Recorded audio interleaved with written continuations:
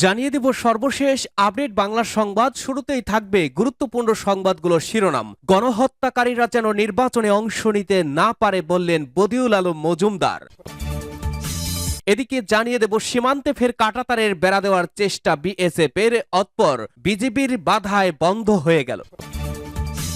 জানিয়ে দেব দ্য হিন্দুর দাবি স্পিকারের কাছে ক্ষমতা হস্তান্তর করতে চেয়েছিলেন স্বৈরাচারী শেখ হাসিনা।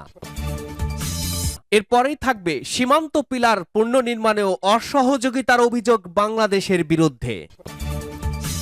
এবং সর্বশেষ জানিয়ে দেব একটি গুরুত্বপূর্ণ বিশেষ প্রতিবেদন। 4 ভাগে ভাগ হয়ে যাবে বাংলাদেশ, বদলে যাবে ভারতের সব হিসাব, ইউনূস সরকারের আমলে নয়া জটিলতা। শুনছিলেন সর্বশেষ আপডেট বাংলা সংবাদগুলোর শিরোনাম, এবারে জানাবো বিস্তারিত। গণহত্যাকারীরা যেন নির্বাচনে অংশ নিতে না পারে বললেন বদিউল আলম মজুমদার।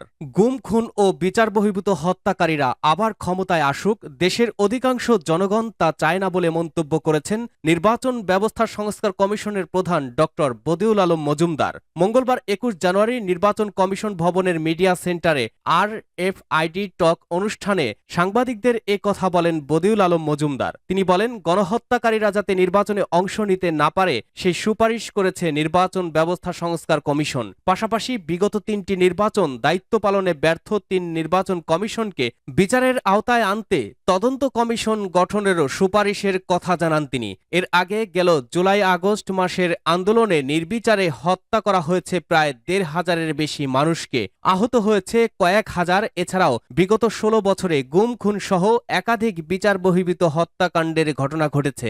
এসব অভিযোগ তৎকালীন ক্ষমতাসীন আওয়ামী লীগকে ঘিরে আগামী নির্বাচনে তারা অংশ নিতে পারবে কিনা এই প্রশ্ন এখন সব মহলে। বদিউল আলম মজুমদার বলেন, কাউকে নির্বাচন থেকে দূরে রাখা আমাদের উদ্দেশ্য নয়, আমরা চাই যে অন্যায় করেছে তাদের বিচারের আওতায় আনা।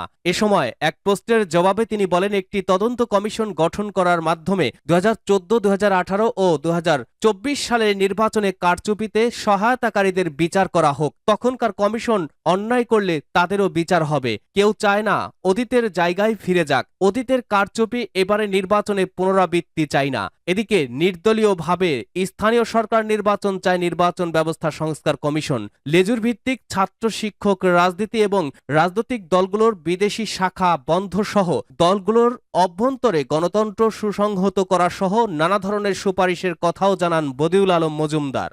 সীমান্তে ফের কাঁটাতারের বেড়া দেওয়ার চেষ্টা বিএসএফের। জয়পুরহাটের পাঁচবিবি সীমান্ত এলাকায় বর্ডার গার্ড বাংলাদেশের বিজিবি বাধা উপেক্ষা করে আবারও কাঁটাতারের বেড়া দেওয়ার চেষ্টা করেছে ভারতীয় সীমান্তরক্ষী বাহিনী বিএসএফ। মঙ্গলবার 21 জানুয়ারি ভোরে কুয়াশাচ্ছন্ন আকাশে হাটখোলা ক্যাম্পের আওতাধীন ধরঞ্জি ইউনিয়নের ওসনা সোনাতলা ঘোনাপাড়া সীমান্ত এলাকায় 281 পিলারের 34, 35 ও 36 সাব পিলারে এ ঘটনা ঘটে। Joypurhat Hatkhola 20 BOP camp commander Shahjahan বিষয়টি কালবেলাকে নিশ্চিত করেছেন। বিজিবি ও স্থানীয় সূত্রে জানা গেছে, আন্তর্জাতিক আইন অনুযায়ী সীমানার 150 গজের মধ্যে ঘেরার কাজ করা যাবে না। তবে সীমান্তের হাটখোলা বিওপির পূর্ব ওসনা ঘোনাপাড়া এলাকায় মেইন পিলার 281 এর 33, 34 ও 35 সাব পিলার অংশে আনুমানিক 29 গজ ভারতের অভ্যন্তরে আজ আবারও কাঁটাতারের বেড়া নির্মাণের জন্য কাজ শুরু করে বিএসএফ এর সদস্যরা। বিষয়টি স্থানীয়দের মাধ্যমে জানতে পেরে বিজিবি আবারও বাধা দেয়। এরপর কাজ বন্ধ রাখেন বিএসএফ এর সদস্যরা। এ নিয়ে বিকেলে বিজিবি বিএসএফ এর পতাকা বৈঠকের কথা রয়েছে। এ ঘটনায় স্থানীয়দের মধ্যে বিরাজ করছে আতঙ্ক। পরিস্থিতি শান্ত থাকলেও পরপর বিএসএফ এর এমন ঘটনার সীমান্তে বসবাসকারীদের মধ্যে আতঙ্ক বিরাজ করছে। বিজিবির হাটখোলা বিওপির কোম্পানি কমান্ডার শাহজাহান বলেন, বিএসএফ সদস্যরা সীমান্তের শূন্য রেখা থেকে 20 গজের মধ্যে কাঁটাতারের বেড়া নির্মাণ কাজ করছিল। আমরা কাঁটাতারের বেড়া নির্মাণ কাজ বন্ধ রাখতে বলেছি, বিএসএফ সদস্যরা আর কাজ করেনি। আজ বিকেল 3টায় পতাকা বৈঠকের আহ্বান জানিয়েছি। বিজেপি জয়পুরহাট ব্যাটালিয়নের অধিনায়ক লেফটেন্যান্ট কর্নেল নাহিদ নেওয়াজ বলেন, বিএসএফ কাজ বন্ধ রেখেছে। এ বিষয় নিয়ে বিজিবি বিএসএফ এর কোম্পানি কমান্ডার পর্যায়ে পতাকা বৈঠক ডাকা হয়েছে। পতাকা বৈঠকে সমস্যার সমাধান হবে বলে আশা করছি। স্পিকারের কাছে ক্ষমতা হস্তান্তর করতে চেয়েছিলেন শেখ হাসিনা, দ্য হিন্দুর দাবি। ক্ষমতাচ্যুত প্রধানমন্ত্রী শেখ হাসিনা গত আগস্টের প্রথম দিকে সংসদের স্পিকার তৎকালীন শিরীন শারমিন চৌধুরীর কাছে ক্ষমতা হস্তান্তরের পরিকল্পনা করছিলেন। সামরিক বাহিনী পরিস্থিতি স্থিতিশীল করার জন্য লকডাউন নিশ্চিত করেছিল যাতে ক্ষমতা হস্তান্তর করা যায়। গত শুক্রবার এক প্রতিবেদনে এ তথ্য জানিয়েছে ভারতীয় সংবাদ মাধ্যম দ্য হিন্দু। এই পত্রিকার সঙ্গে একান্ত সাক্ষাৎকারে পতিত আওয়ামী লীগের শিক্ষামন্ত্রী মহিবুল হাসান চৌধুরী নওফেল বলেছেন, আমরা সে সময়ে গণভবনে ছিলাম এবং ক্রমাগত পরিকল্পনা করছিলাম কিভাবে বিক্ষোভের সমাধান করা যায়। আমাদের মধ্যে কেউ কেউ মনে করেছিলেন প্রধানমন্ত্রী সাবেক আকস্মিক পদত্যাগে আইন শৃঙ্খলা পরিস্থিতি ভেঙে পড়বে, সে কারণেই লকডাউনের পরিকল্পনা করা হয়েছিল।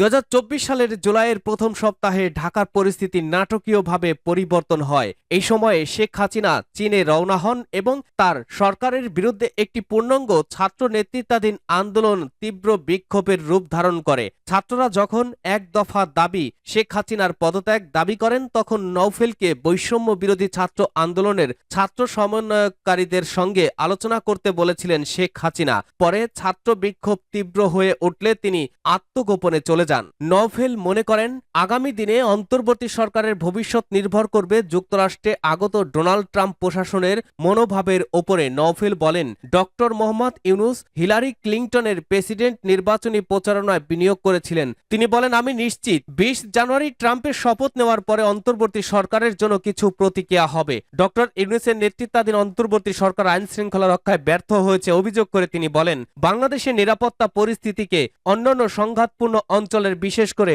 পশ্চিম এশিয়ার ঘটনাবলী থেকে বিচ্ছিন্নভাবে দেখা উচিত নয়।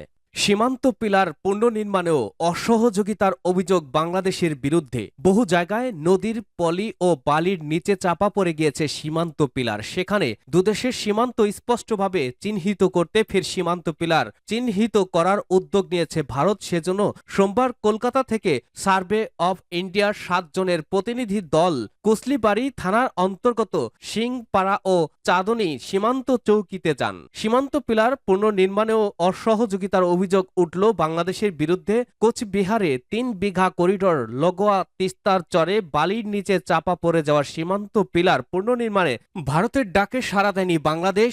এর ফলে সমীক্ষার কাজ না করেই ফিরতে হলো ভারতীয় আধিকারিকদেরকে। বিষয়টি ইতিমধ্যে পদস্থ আধিকারিকদেরকে জানিয়েছে বিএসএফও এই সার্ভে অফ ইন্ডিয়ার আধিকারিকরা, যার ফলে তিস্তার স্তরে অরক্ষিত ওই সীমান্ত নিয়ে অনুপ্রবেশ ও পাচারের আশঙ্কা থাকছেই।